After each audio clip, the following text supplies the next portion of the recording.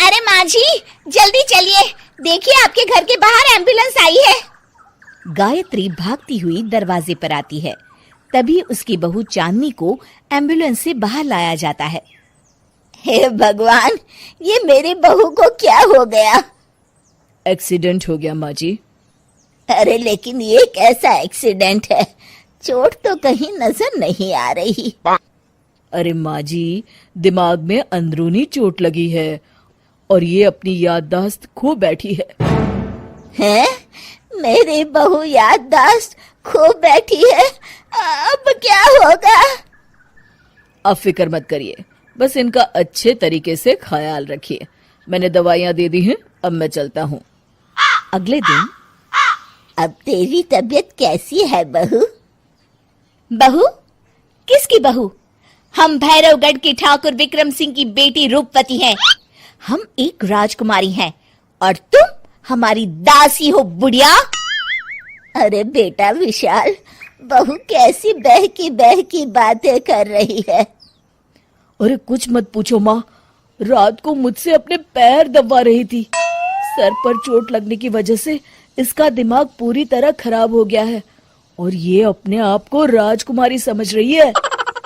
तभी वहां चांदनी आ जाती है। तुम दोनों यहाँ क्या खुसुर फुसुर कर रहे हो? कहीं तुम दोनों मिलकर हमारे खिलाफ कोई षड्यंत्र तो नहीं रच रहे हो? हम तुम्हारा सर तलवार से उड़वा देंगे, समझे? अरे नहीं नहीं राजकुमारी जी, हम तो आपके सेवक हैं। भला हमारी इतनी हिम्मत। कहिए, आपने यहाँ हॉल में आने का कष्ट कैसे किया?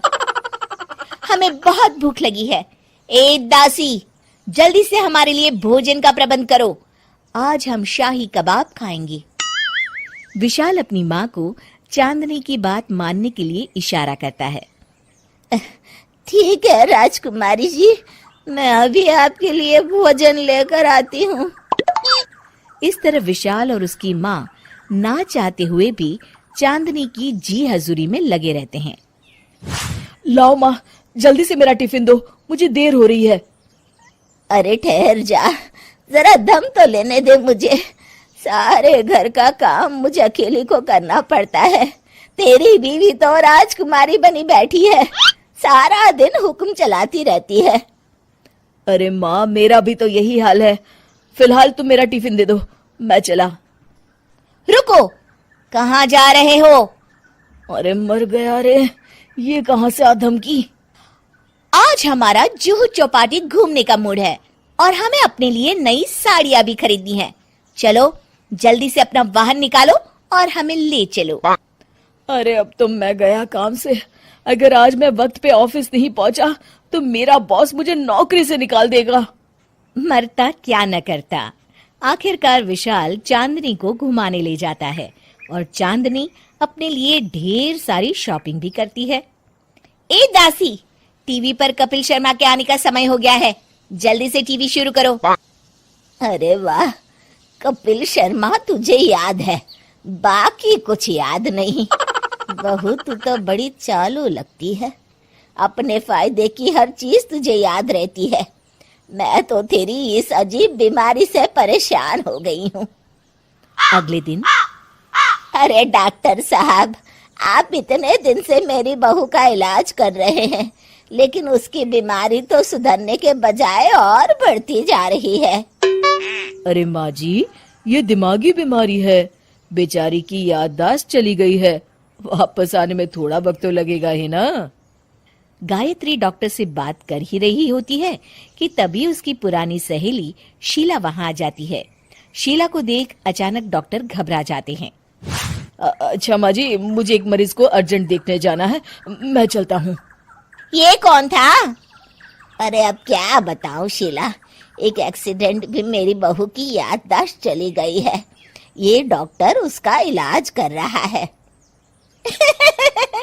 ये डॉक्टर कब से बन गया? अरे ये तो चमन पान वाले का लड़का है, सारा दिन नौटंकी करता रहता है। अच्छा तो ये बात है, अब मैं समझी।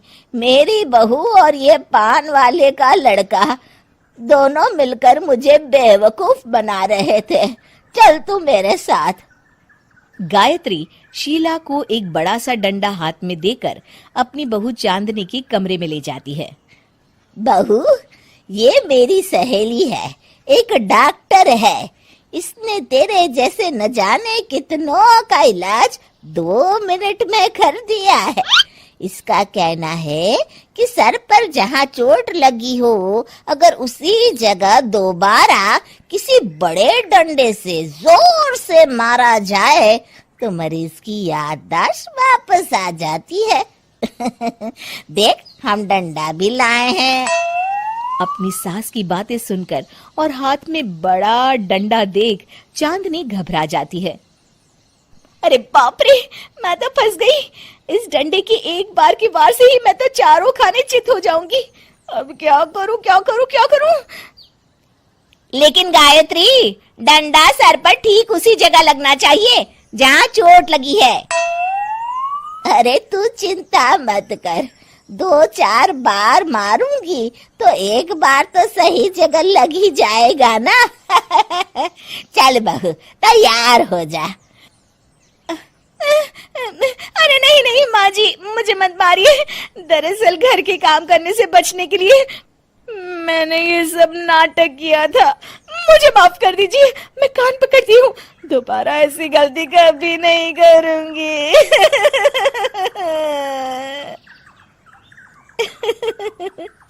क्यों दोस्तों, कहानी कैसी लगी हमें जरूर बताइएगा।